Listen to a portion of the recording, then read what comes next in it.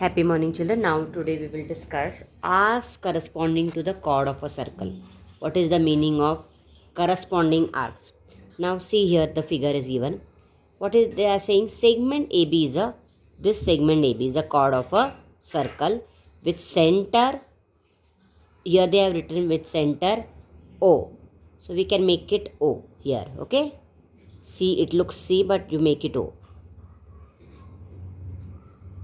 Then arc AXB. This arc AXB is the minor arc. Now you can look at the figure and you can make out. This is arc AXB, the minor arc. And this arc AYB is the major arc. These two arcs are called corresponding arcs of chord AB. See, here, if you look, here chord AB is called corresponding chord of arc AXB and arc AYB. So corresponding chord and corresponding arc. Now see here, like this, if you see in your textbook of 7th standard, here they had given, here the figure, see same figure is there, AXB, AYB, and this is chord AB. So the chord AB divides the circle alongside into two parts. Now if you see a circle as a whole, if you draw without this, then one circle is there, right? But once we draw a chord, suddenly we can see this part and this part, right? So it is being said that a chord divides the circle into two parts. So this arc AXB, you can see it is a smaller arc. It is called as minor arc. And this one is the major arc. Now corresponding chord, corresponding arc, what we are talking about.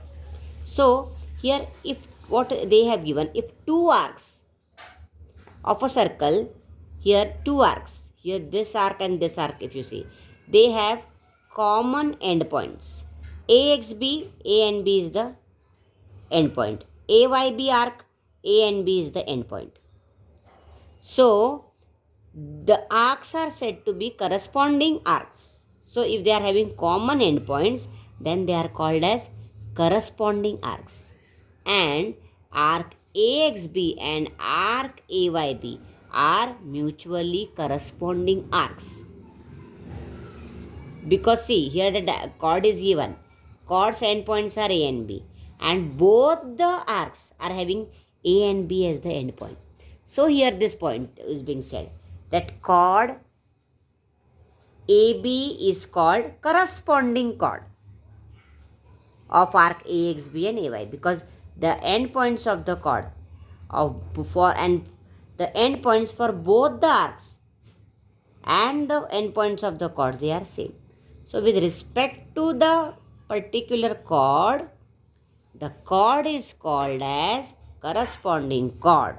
And here AXB and AYB are mutually corresponding arc, because they make a complete circle. Here also they make a complete circle. This is a, because now the here diameter, this is the diameter, and diameter is also a chord, which is called as a, diameter is called as the longest chord. So they are semicircular arc. Now specific name is there, semicircular arc. I hope you have understood, and where you can draw the figure in your textbook, and like this also you can specifically draw and show.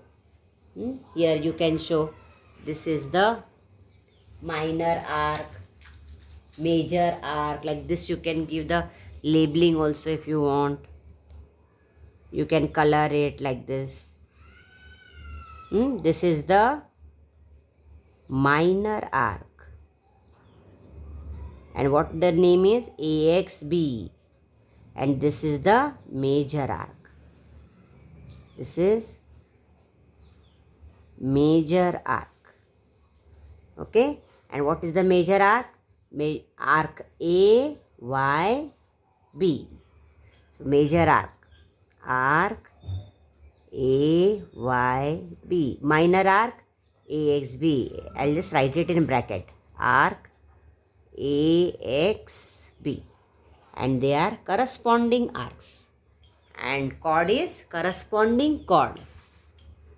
Okay, like this you should understand the concepts, then it is easy to solve any example.